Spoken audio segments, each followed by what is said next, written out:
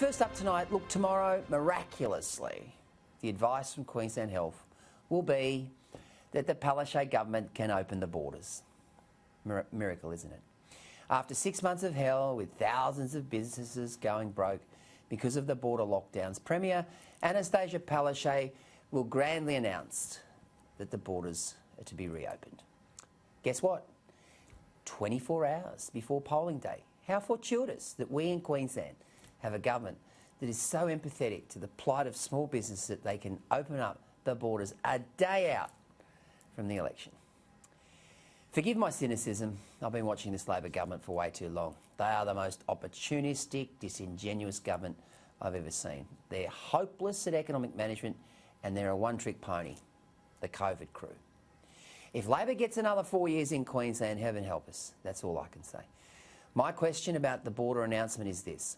Surely a change in border restrictions a day before an election to win votes is a clear breach of caretaker convention. Oh, that's right. Labor doesn't care about the rules, so why would it worry about breaching caretaker convention?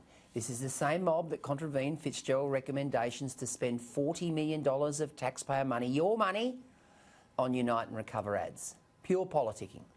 And it didn't blink an eye. Queensland deserves so much better. And what about last night's debate where the Premier kept banging on about the LNP's costings and how they're going to fund their promises, of which they released them today?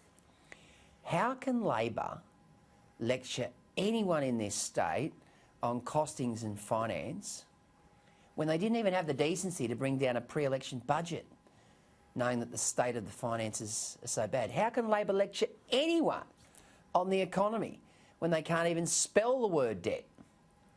Now that debt now past $100 billion. How can Labor lecture anybody on the economy when they've got the highest unemployment rate in the country even before COVID?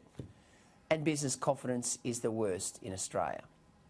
This is a government that thinks it has a credit card like those special Tim Tam packets. You know, the ones where they never end, they just keep multiplying, they never run out? They have shown reckless indifference to the fiscal rescue package required to bring Queensland out of this pandemic. They're a rabble, period.